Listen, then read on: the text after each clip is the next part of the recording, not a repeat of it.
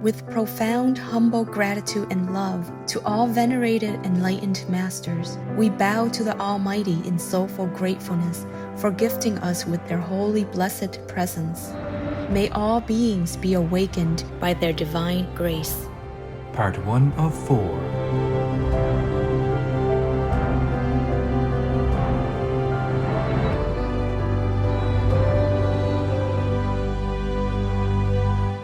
Etc.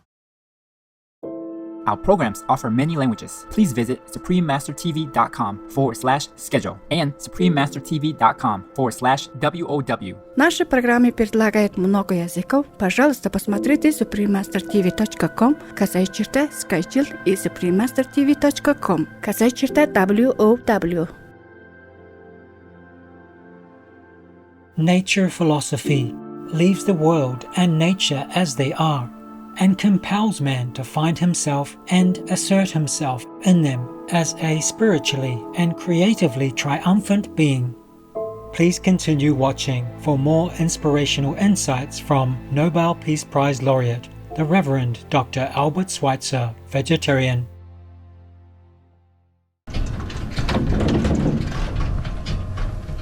Come, here's your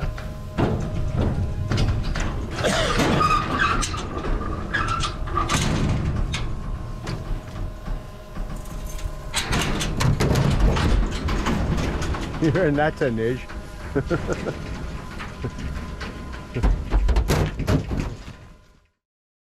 The factory farming industry breeds misery, disease, and destruction. It is unhealthy and unsustainable, and it receives billions of dollars of government subsidies.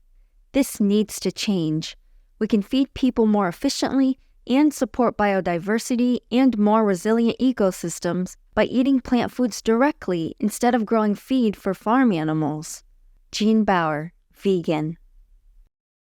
We're eating in a way that is aligned with our values, that it's not cruel, and we're also eating in a way that is not destroying the planet. So eating plants is good for animals, it's good for the earth, and it's also good for us. Boo, black sheep, have you any wool?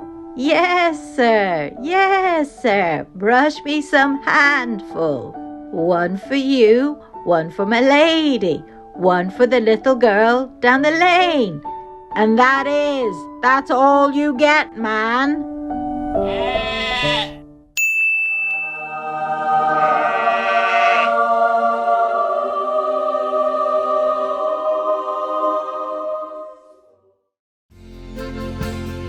Today's program will be presented in French with subtitles in Arabic or Laxis, also known as Vietnamese, Chinese, English, French, German, Hindi, Hungarian, Indonesian, Korean, Mongolian, Persian, Portuguese, Russian, Spanish, Thai, and Ukrainian or Uranian.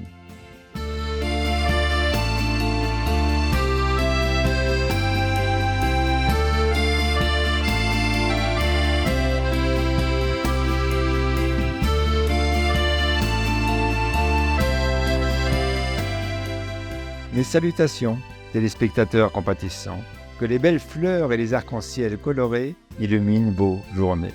Je m'appelle Henri.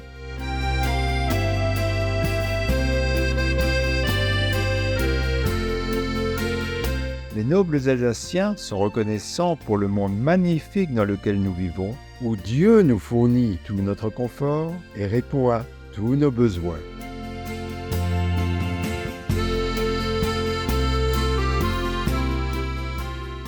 Bienvenue dans l'émission des extraits de l'œuvre Respect de la vie du révérend docteur Albert Schweitzer, végétarien, le respect des animaux personnes et de la nature.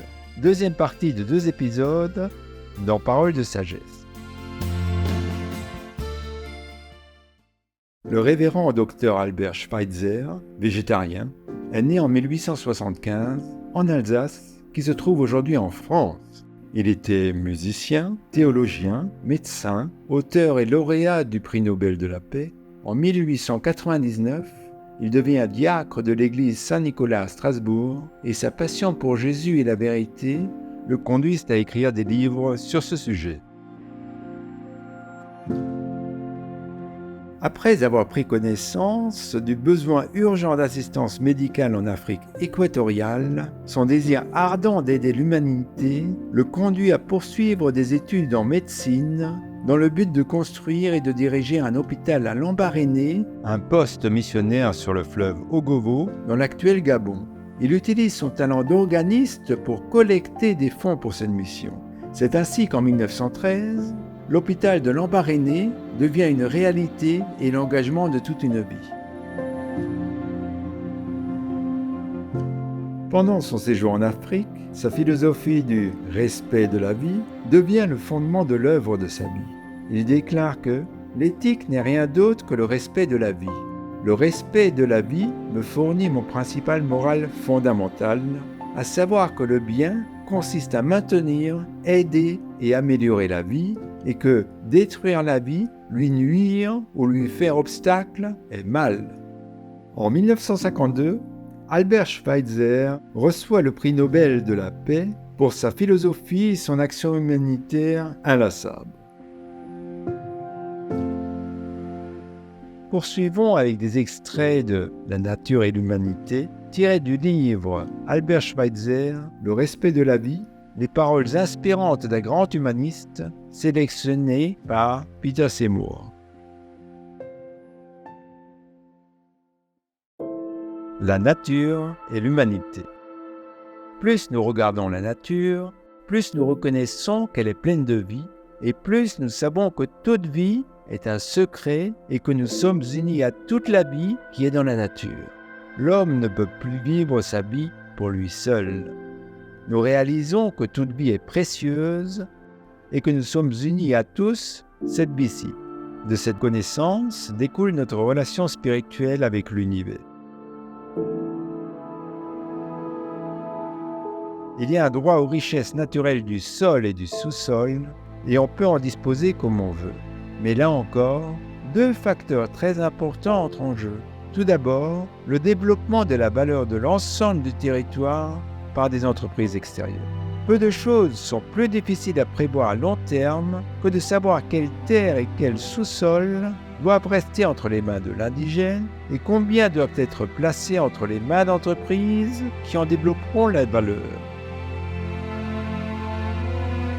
Lorsqu'au printemps, le gris flétri des pâturages fait place au vert, c'est grâce aux millions de jeunes pousses qui jaillissent fraîchement des vieilles racines. De même, le renouveau de la pensée, indispensable à notre époque, ne peut venir que d'une transformation des opinions et des idéaux du plus grand nombre par une réflexion individuelle et universelle sur le sens de la vie et du monde. La formation des gouttes de pluie, des flocons de neige et des grêlons a toujours été pour moi une énigme particulière. Cela me faisait mal de penser que nous ne reconnaissions jamais le caractère absolument mystérieux de la nature, mais que nous parlions toujours avec tant d'assurance pour l'expliquer, alors que tout ce que nous avons fait en réalité, c'est de nous lancer dans des descriptions plus complètes et plus compliquées qui rendent le mystérieux plus mystérieux que jamais. Il m'est apparu clairement que ce que nous appelons force ou vie, dans sa nature essentielle, reste à jamais inexplicable. L'effort d'harmonie n'aboutit jamais. Les événements ne peuvent être harmonisés avec nos activités. Travaillant avec détermination à certaines fins, nous supposons que la force créatrice dans le monde fait de même. Pourtant, lorsque nous essayons de définir son but, nous n'y parvenons pas. Elle tend à développer un type d'existence, mais il n'y a pas de fin coordonnée et définie et observée, même si nous pensons qu'il devrait y en avoir une. Nous aimons imaginer que l'homme est le but de la nature, mais les faits ne vont pas dans le sens de cette croyance. Face à l'immensité de l'univers, il faut avouer que l'homme est insignifiant. Le monde a commencé, pour ainsi dire, hier. Il se terminera peut-être demain. La vie n'a existé dans l'univers que pendant une brève seconde. Et la vie de l'homme ne peut certainement pas être considérée comme le but de l'univers. Sa marge d'existence est toujours précaire. L'étude des périodes géologiques le montre. Il en va de même pour la lutte contre les maladies. Quand on a vu, comme moi, des populations entières anéanties par la maladie du sommeil, on ne peut plus imaginer que la vie humaine soit le but de la nature. En fait, la force créatrice ne se préoccupe pas de préserver la vie. Elle crée et détruit à la fois. Par conséquent, la volonté de vivre ne doit pas être comprise dans le cercle de la force créatrice. La philosophie et la religion ont toujours cherché la solution par cette voie. Elles ont projeté notre volonté de perfection dans la nature en général, espérant y trouver son équivalent. Mais en toute honnêteté, nous devons avouer que s'accrocher à une telle croyance, c'est se bercer d'illusions.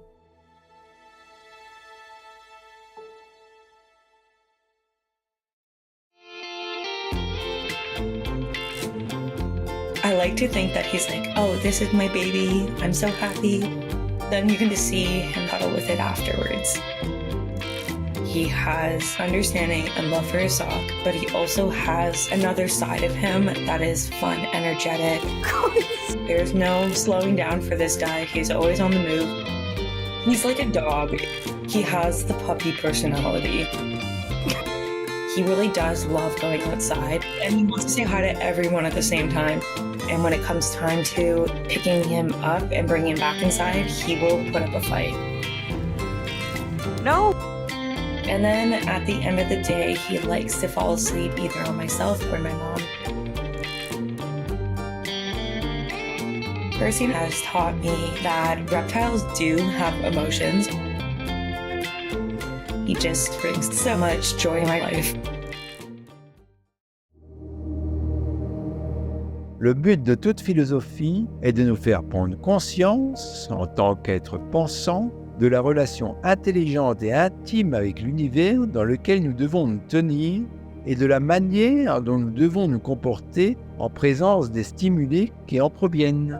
Une forme de philosophie ne peut réunir l'homme et l'univers qu'en faisant violence à la nature et au monde et en forçant le monde à s'harmoniser avec la pensée de l'homme. La philosophie de la nature insignifiante laisse le monde et la nature tels qu'ils sont et oblige l'homme à s'y retrouver et à s'y affirmer en tant qu'être spirituel et créatif triomphant. La première philosophie est ingénieuse, la seconde est élémentaire. La première philosophie fait son temps et disparaît. La seconde, la philosophie de la nature, simple et claire, demeure. Notre tâche consiste à l'amener à une position affirmative par rapport au monde et à la vie, d'une manière si simple que toutes les personnes réfléchies dans le monde entier devront partager cette pensée et y trouveront la paix avec l'infini et une incitation à l'activité créatrice. Il y a en chacun de nous la volonté de vivre qui repose sur le mystère de ce que nous appelons s'intéresser. Nous ne pouvons pas vivre seuls. Si l'homme est égoïste, il ne l'est jamais complètement. Il doit toujours s'intéresser à la vie qui l'entoure, ne serait-ce que pour rendre sa propre vie plus parfaite. C'est ainsi que nous voulons nous dévouer, que nous voulons participer à la perfection de notre progrès idéal, que nous voulons donner un sens à la vie dans le monde. C'est sur cette base que nous recherchons l'harmonie avec l'élément spirituel. Pour plus d'informations, veuillez consulter Archive Internet, archive.org. Want to keep the 10 Commandments of God? Then choose vegan.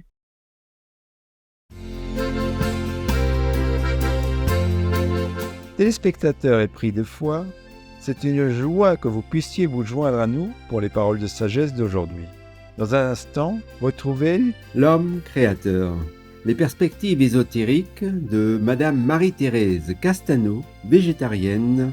Première partie de 2 épisodes. Juste après les nouvelles d'exception. Que l'amour divin bénisse nos vies chaque jour.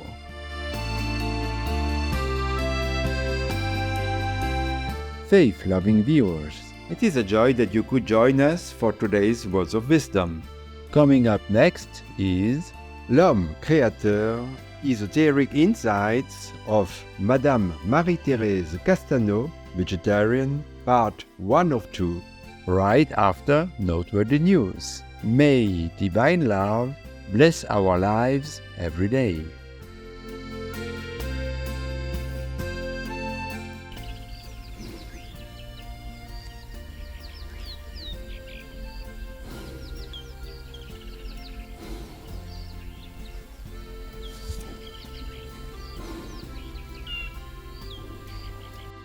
Be vegan, make peace, do good deeds. Heaven Godspeed.